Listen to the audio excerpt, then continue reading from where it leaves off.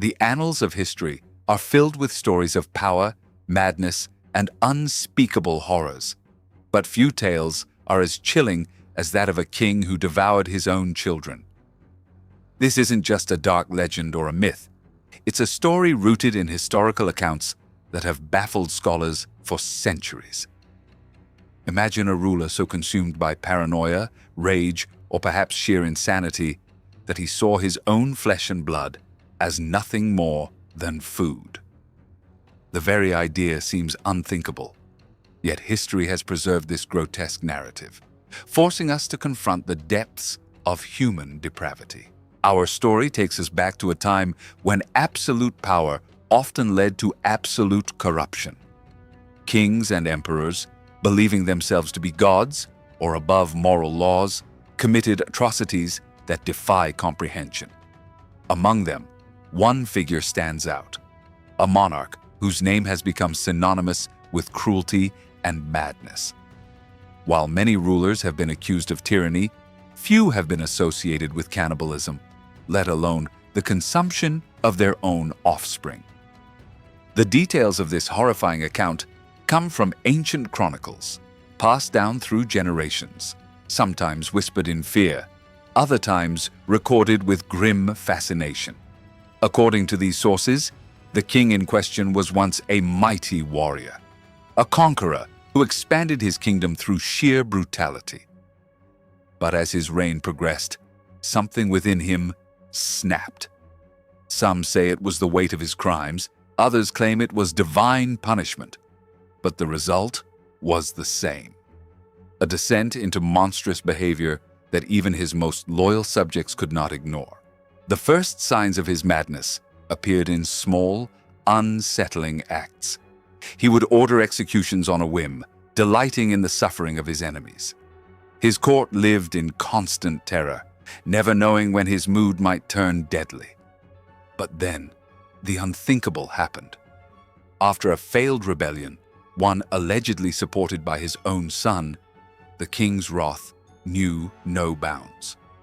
In a fit of rage, he ordered the execution of his child, but his vengeance did not stop there. He demanded that the body be brought before him, and then, in an act that defied all natural law, he consumed the flesh of his own son. Witnesses to this atrocity were said to have been paralyzed with horror. Some fled the kingdom, spreading the tale far and wide. Others, too afraid to speak out, buried their knowledge deep, hoping history would forget. But the story survived, a grim testament to the extremes of human evil. What could drive a man to such an act? Historians and psychologists have debated this question for ages. Some argue that the king suffered from severe mental illness, perhaps a form of psychosis that stripped him of all empathy.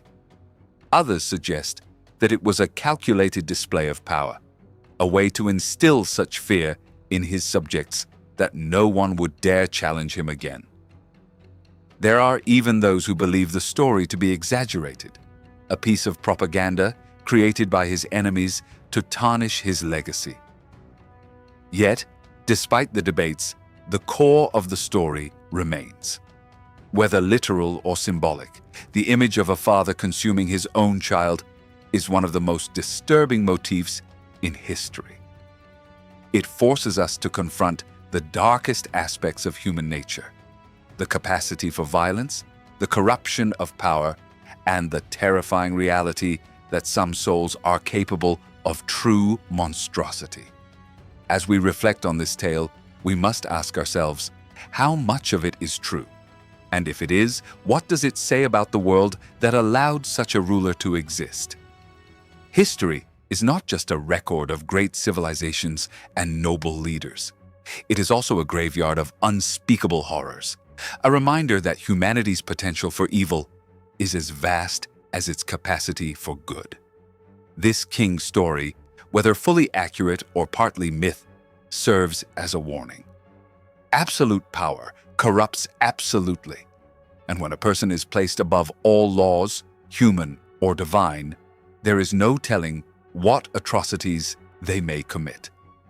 The echoes of his madness linger in the pages of history, A chilling reminder of what happens when humanity's darkest impulses are left unchecked. And so, we are left with this haunting question. Could such a thing happen again?